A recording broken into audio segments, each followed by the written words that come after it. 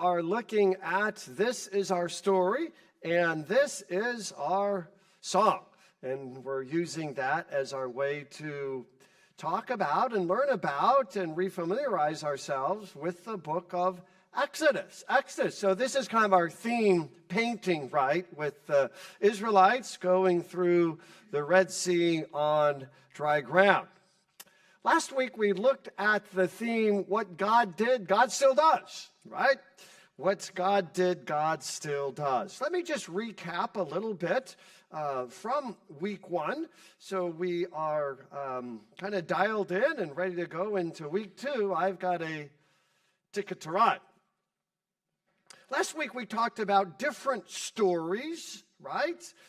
We talked about the casino story. I said I was driving back and forth from my home in St. Paul to where I serve as a part-time pastor in Egan, and there's this big sign that says, your story begins here, and it's all about this casino.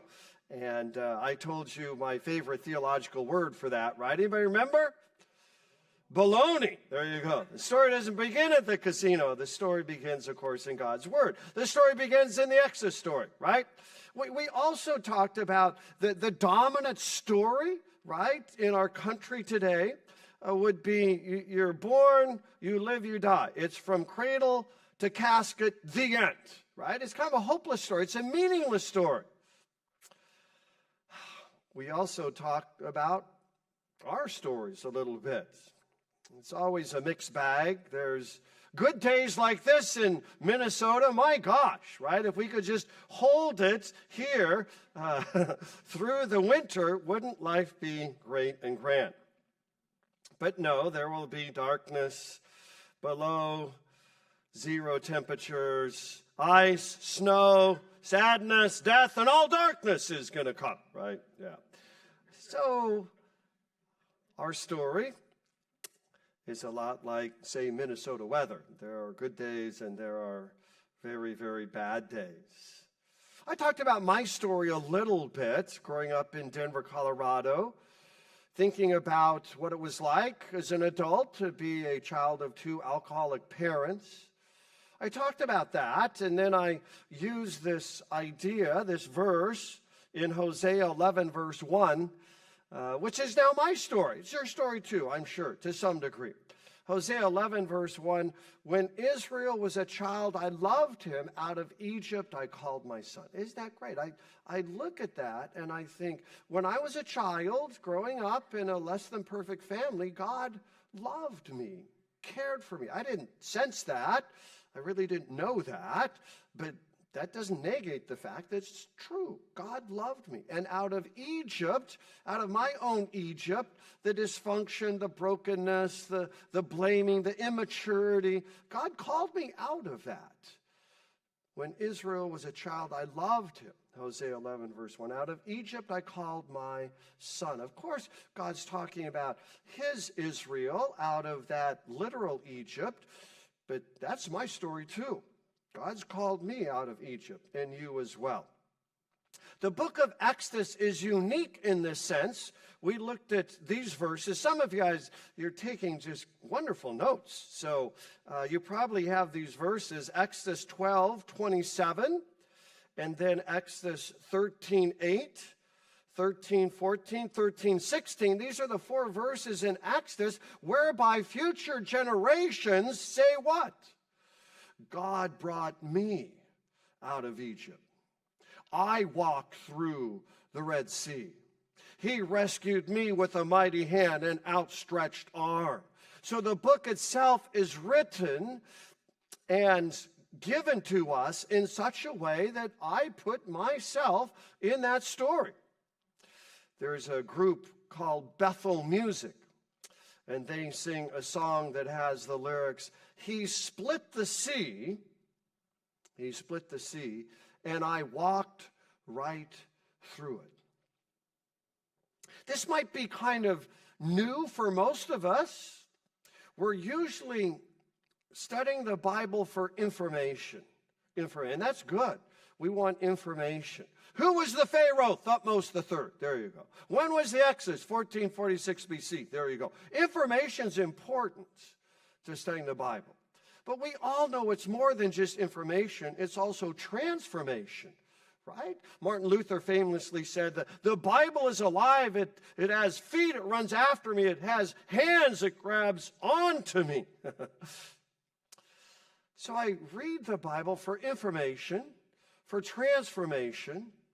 But the book of Exodus takes us even further into, can you guess? I love alliteration. Information, transformation, participation. Participation. To participate in the events, right? And you say, that sounds like hocus pocus, mumbo jumbo. I mean, how can I participate in something that happened in 1446 BC? Good question. We ask the Holy Spirit, right, to make this real for me and make it applicable and help me participate, right, through my sanctified, we use this word, imagination. So there you have it. I was talking to a lady here that couldn't make it last week. She said, can you give me a quick Reader's Digest version? Here you go. Information, transformation, participation through imagination. Imagination. Yeah. Okay, so that's what we mean by what God did, God still does. God still parts Red Seas. God still provides man in the wilderness. God still provides the rock that Moses struck and water comes out. God still has his presence in our lives. All right, so that's a bit of a background from last week. Now we go to this week. I've got a ticket to ride, right? Well, we all know who sang that, John, Paul, George, and Ringo, right? I've got a ticket to ride. Maybe you think of something like this, like the conductor. He has some tickets for you. You're going to go on a great train ride. Maybe you're thinking flying Delta or American Airlines or Southwest or maybe Sun Country, although that seems to be a bit of a toss of the dice sometimes, I'm just saying. But when we say ticket to ride, in this context, of course, it's a ticket out of Egypt. A ticket out of Egypt. So within that understanding, what I want us to see is that the Exodus story isn't just a one-off, an outlier, or one part of the Bible. Right? This is how the Bible presents the Exodus story. It's the story. It's not just a story or one story or kind of one book in the Bible. No, the Exodus story is the story of the Bible. God is always, always, always delivering people from bondage, whatever your bondage is, anxiety, fear, depression, darkness, childhood memories, whatever it is. God is always delivering people from that to the wilderness, and then to the promised land. I wish I could have said, oh, God is always delivering people from Egypt to the promised land. But you know, there's that little 40 years in between. And what is God doing in that part of the book, in that part of our lives? Well, stay tuned. We'll get to it. The Exodus story, though, is a story of the Bible. God is always delivering, always testing, trying, refining. That's what the wilderness is all about. And always bringing us into the promised land, which is an abundant life, right? An abundant life. Jesus says in John 10:10, the thief comes to steal, kill, and destroy, or leave us in Egypt, but I've come that you may have life and have it abundantly, right? So that's God's plan. That's the story. That's the Exodus story. Well, if we're talking about the Exodus story, there's a backstory, right? You can see this up here. Genesis is the backstory for Exodus. To understand Exodus, we need to understand a little bit of Genesis. And this painting here, you might say, well, who's that? I'll tell you who that is. The man is an Egyptian king, and these kings are often simply called Pharaoh. And the woman there, she's a Hebrew hunka burning love, and she would be Sarai. Sarai. She gets a name change in Genesis 17, just like Abram gets a name change to Abraham in the same chapter. But this is Genesis 12. Genesis 12, and that's the main backstory to the story of the Bible, and that would be the story of the Exodus. So let's talk a little bit about the book of Genesis and how it works as a backstory, and we'll come back to Pharaoh being in love with Sarai momentarily. How do backstories work? It's a good question. Backstories create a network of words, characters, and events to give insight and depth to the main story. Expressed differently, backstories take place on a side stage to illuminate action on the center stage. So in large part, the book of Genesis is kind of the side stage preparing us for the story. And I mean the story of the Bible. It's going to be reiterated over and over again in the Old Testament and in the New Testament and in our lives. So the book of Exodus actually begins, you have your Bibles open, Exodus 1 verse 1. And literally it says, in the Hebrew, it sounds like this, Va'ela Shemot. So that va in Hebrew is translated and these are the names. Maybe your translation doesn't pick up the and, but the Hebrew certainly has it. And the conjunction and, which is the first word in book of Exodus, implies continuity, right? And. The and connects Exodus with its backstory, the book of Genesis. Exodus takes Genesis forward. Just like peas and carrots, Laurel and Hardy, Batman and Robin, Genesis and Exodus are meant for each other. What God does for Abraham's family in Genesis, he repeats for the entire nation of Israel in Exodus. Would you like to see a few more connections between the two books before we get to the connection? Sure you are. You're stuck. You're trapped. We locked the doors. Here we go. Pharaoh's building program in Exodus 1, 10, and 11 at Pithom and Ramses storage centers. We'll talk about that tonight. Exodus 1, 10, 11 mirrors what building program in the book of Genesis? Anybody? Tower of Babel. Both display pride and pretense. Both building programs fall under divine judgment. Another connection between Genesis and Exodus.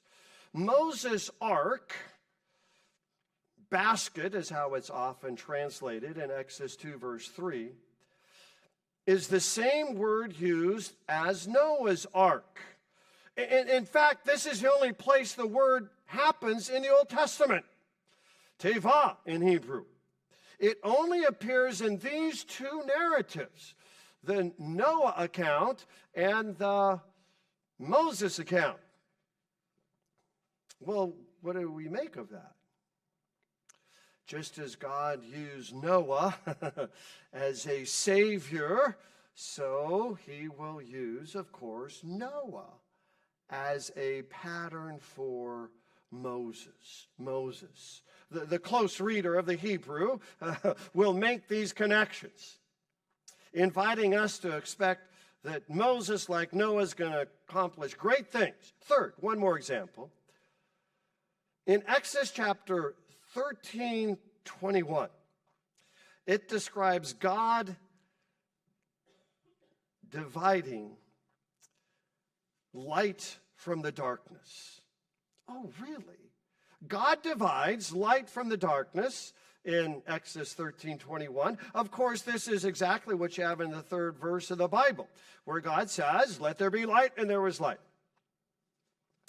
God divides the water from above and the water from below. This is in Genesis 1:7, just as he's going to divide the Red Sea waters in Exodus 14:21. Oh my gosh. And also there's the emergence of dry land. Dry land. Of course, this is how the Israelites go through, right? On dry land, back to our theme painting. And God creates dry land already in the 7th verse of the Bible, Genesis 1:7. There are any number of other connections from Genesis to Exodus, but open your Bibles and let's look at the main connection. And that would be in chapter 12, as portrayed by our painting up here. I often say this is the first Exodus. This is the first Exodus. So look at it. Genesis 12, verse 10, where we have Pharaoh in love with Sarai. There was famine in the land. Everybody see that? Oh, well, famine in the land at the end of the book of Genesis is going to lead the Israelites where? To Egypt. But this is the first famine in the Bible. And where do you go when you're really hungry? You go to Burger King? No, I'm just kidding. Not Burger King. Try Wendy's. That's just my personal appetite here. But in the ancient Near East, you would go where when you were hungry? You'd go to the land of the Nile, right? You go to Egypt. So Abram, right, goes to Egypt, just as his ancestors, his descendants are going to go down to Egypt, Jacob and the 70 at the end of the book of Genesis.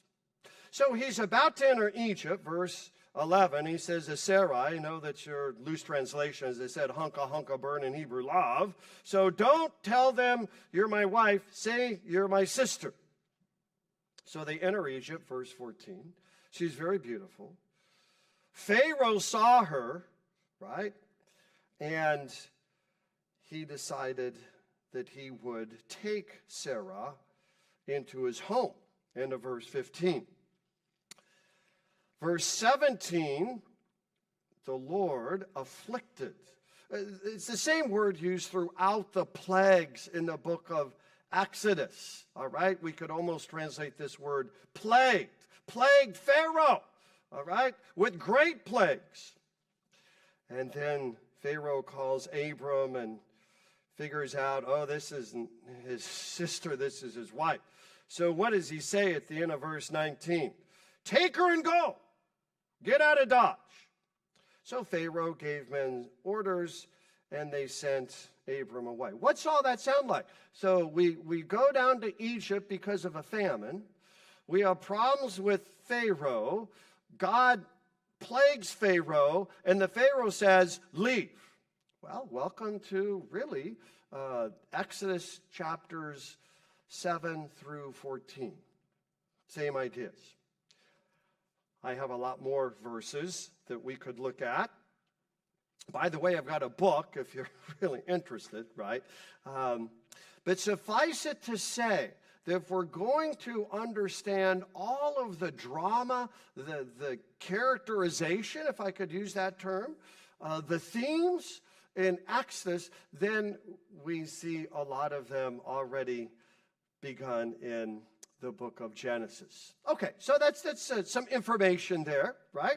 Now let's just get another picture, big picture of the book of Exodus, outlining the book of Exodus, all right?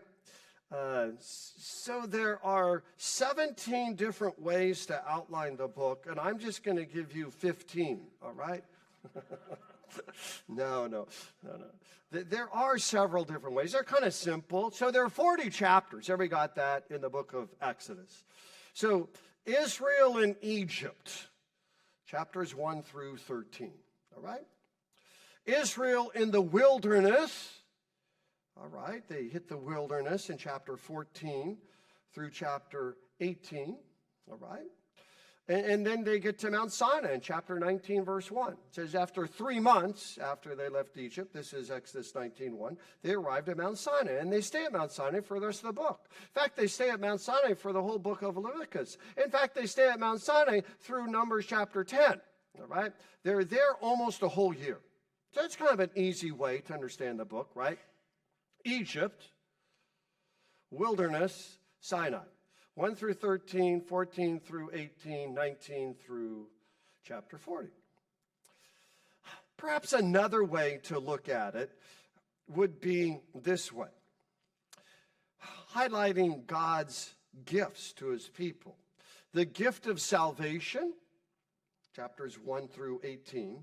The gift of his word, chapters 19 through 24. And then really chapters 25 through 40 would be the gift of his tabernacle. All right, so that's another way to kind of break it down. God's gifts. The gift of salvation, right? They leave Egypt. That's chapters 1 through 18. The gift of his word. Of course, the Ten Commandments would be wrapped up in all of that as they come in Exodus 21 through 17. And then the gift of the tabernacle. The tabernacle, the kind of this movable tent, movable sanctuary, movable church. Okay, just 14 more to go, right? One more way. And it's a simple way. This is two parts. We can outline Exodus through the word serve. Serve. The word serve appears 97 times in the book. 97 times.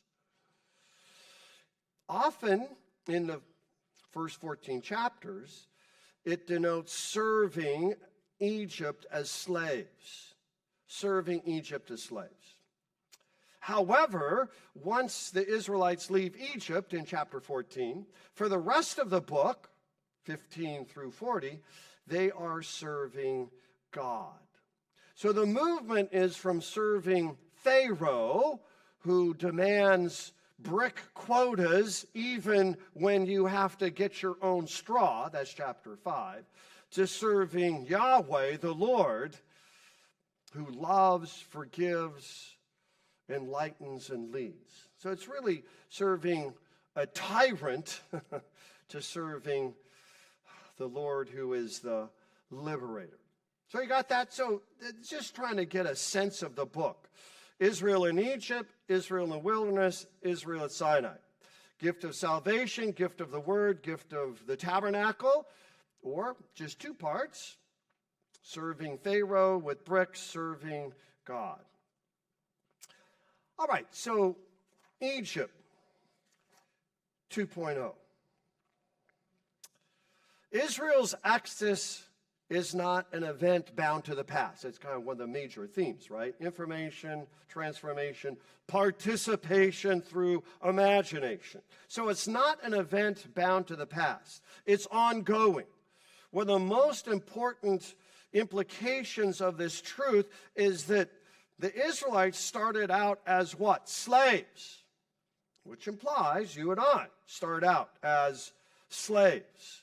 Captivity, selfishness, narcissism, apathy, and a host of other sins bring us into captivity. Our longing for freedom, though, is going to be stubbornly resisted by Egypt. We need to understand that Egypt is more than just a totalitarian state. Egypt is more than a political movement that enslaves people. Egypt is more than just being obsessed with money, machinery, and making profits. The land of the Nile in the Bible is likened to Rahab, which is a sea monster that wreaks spiritual death and destruction. You're saying, Rahab, isn't she the prostitute in Joshua chapter 2? Well, you're actually very correct. However, the Rahab I'm talking about is spelled differently in Hebrew, and at this point in my notes I have written down, just trust me. All right, just trust me. It's written differently, all right?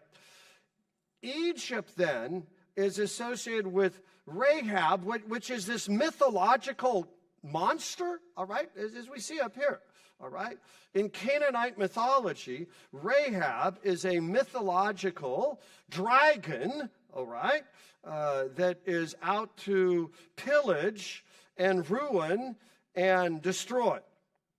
You can see the connections, the close verbal connections in several texts that we won't spend a lot of time on. I'll just look at one so you can get a sense of this. It would be in Psalm 87. Psalm 87. And we are going to look at verse 4. Verse 4. Psalm 87, verse 4. A wonderful psalm where we get this great hymn, glorious things of thee are spoken, Zion, city of our God, right, in our hymnal. That comes from verse 3 in Psalm 87. We're looking at verse 4. God says, among those who know me, I mention Rahab and Babylon, Philistia, Tyre, and Cush. So we know Babylon, Philistia, Tyre, and Cush. See, these are all political, geographical, national countries, right? So who is Rahab? Rahab. Within the context, it would be Egypt. Egypt. So Rahab is going to be a dragon-like sea monster that different texts in the Old Testament associate with Egypt. These verses, the other ones are Psalm 89:10 and Isaiah 30, verse 7, so there are just three of them. These verses that connect Egypt with a dragon, with this mythological Rahab, spelled differently than the Joshua 2 Rahab, they explain why. In Exodus 7, 9 and 10, the snake, remember one of the signs, Moses has a staff, he throws it down, turns into a snake, he picks it up and it turns back into a staff. That snake becomes a dragon in Exodus 7, 9, and 10. Who's the ultimate dragon in the Bible? You know him, right? Satan and the devil. Both names mean accuser. So God is setting Israel free, see, not only politically and socially and economically, right? They're no longer state slaves, but also spiritually. Spiritually. Very important point. God, who sets people free from Egypt, is the same God who sets us free from captivity that the dragon, the ancient serpent, who is devil and Satan, wants to keep us in bondage to. And how does he do it? With a four-letter word. And how do we spell that? M-O-R-E. More. More. So I don't know about you, but I could do without these stern warnings in the TV pharmaceutical commercials. I understand why these ads, like what I have up here, issue such harsh warnings. By law, medical manufacturers must warn us about potential tragedies so that when we take their pills and grow a third arm or a second head, we can sue them. I get that. Still, there's something unsettling about merging happy faces with voice-over warnings about death. Is that interesting? So these very successful athletes, they're smiling and they're saying, look at us. And yet you have this little voiceover that if you take this in the wrong way, you'll die. Welcome to Egypt, the land of happy faces, trying to conceal death's harsh reality. From one angle in Egypt, everything looks great and grand. Happy people are financing, building, profiting from all the pyramids. From another angle, people are dying. Hebrew slaves down in the land of Goshen. To fill their bank accounts and pad their savings, Egyptians enslaved the ancestors of Abraham, Isaac, and Jacob to make bricks. This sick system was driven by one word, one idea, one concept. M-O-R-E. And how does that sound? More. More. Because we have to always have bigger and better and brighter and more sophisticated pyramids. When the Israelites are told in Exodus chapter 5 that they have to go gather their own straw and still make the same number, the same quota of bricks. What does the Pharaoh say? This is Exodus 5:17. You're lazy, lazy. That's why you say, let us go and sacrifice to the Lord. The Pharaoh's foremen bark out these orders. This is verse 19 in Exodus 5. By all means, you shall not cut back your brick quota. So Egypt is a lot like these pharmaceutical commercials. Everything looks good on the outside, but you know, on the inside, it's very difficult. Egypt's system is intended to grind people and crush them and destroy them. How so? Look at these two storage cities, all right? I already mentioned them in connection with the Tower of Babel. The two storage cities in Exodus chapter 1, verses 10 and 11.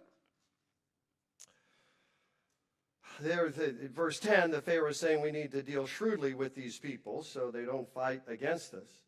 And then in verse 11 of Exodus 1, they built store cities, Pithom and Ramses. Pithom and Ramses.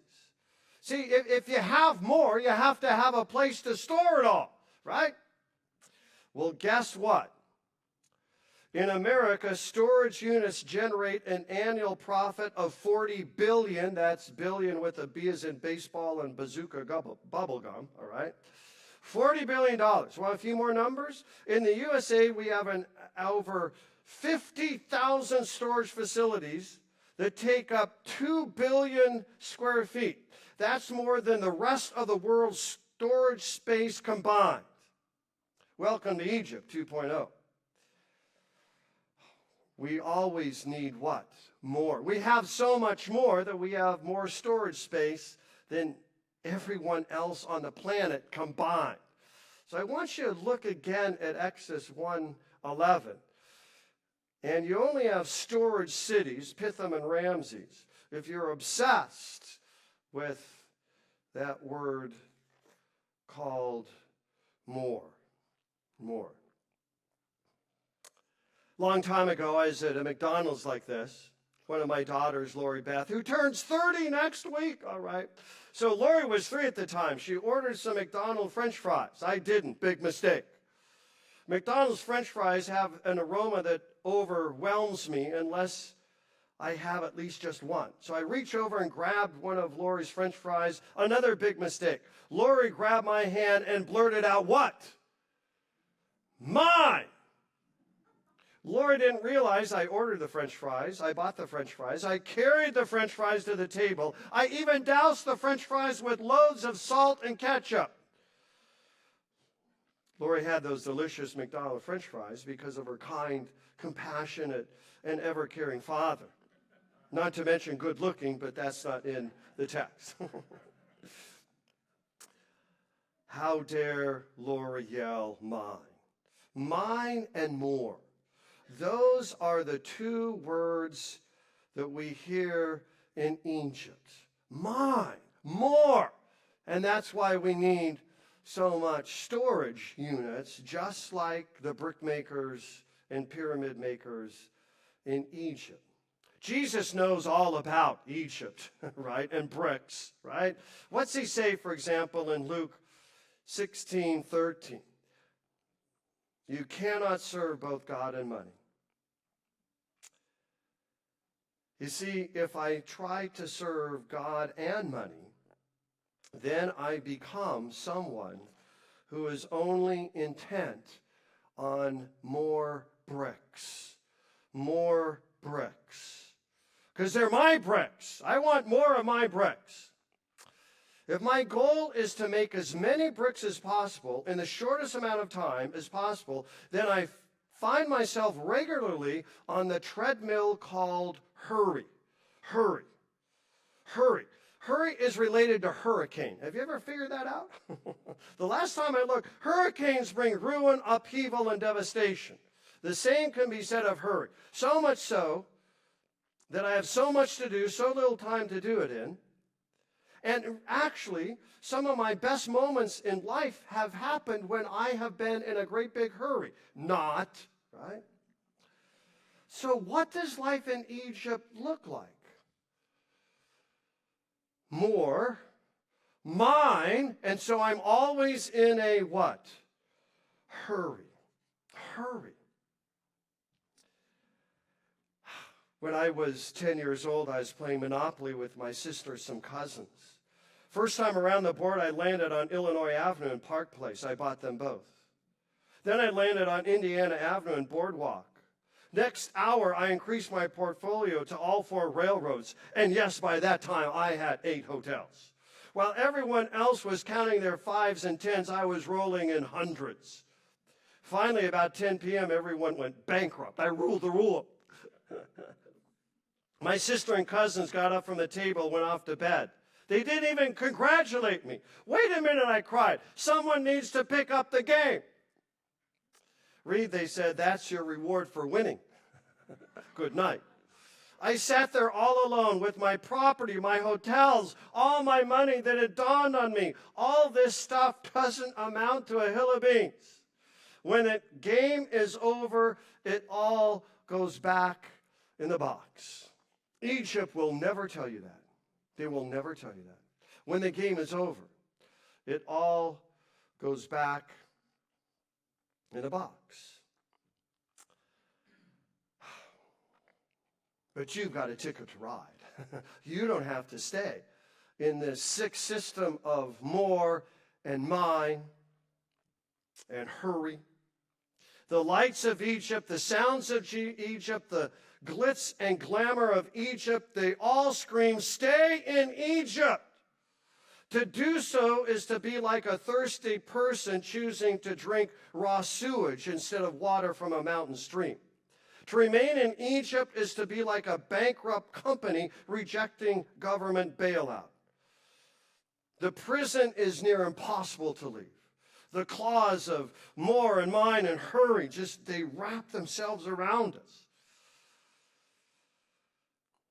It's tough to leave. It's easy to get stuck on stuff. Egypt gives us a story with no salvation, a story with no deliverance, and a story with no hope and no future. Folks, it's time to leave. Leaving Egypt is a mutiny against materialism. It's rebellion against the regime's worldview. It's an insurrection against a sick pharaonic system. It's a vow to never be a slave again, or worse, a slave driver. More incredibly, leaving Egypt is an act empowered by God's transforming grace. The system is skewed. Always has, always will be. Egypt is Egypt, nothing more, nothing less. If you're tired of bricks and you want a new story, guess what? You got a ticket to ride. Who paid for that ticket? Jesus did. Jesus paid it all.